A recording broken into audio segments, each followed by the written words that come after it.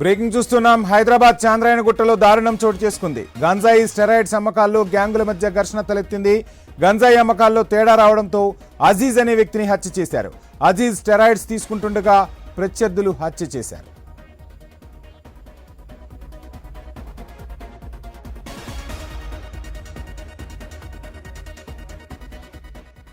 హైదరాబాద్ చాంద్రాయణగుట్టలో దారుణం చోటు చేసుకుంది. గంజాయి స్టెరాయిడ్స్ అమ్మకాల్లో గ్యాంగుల మధ్య ఘర్షణ తలెత్తింది.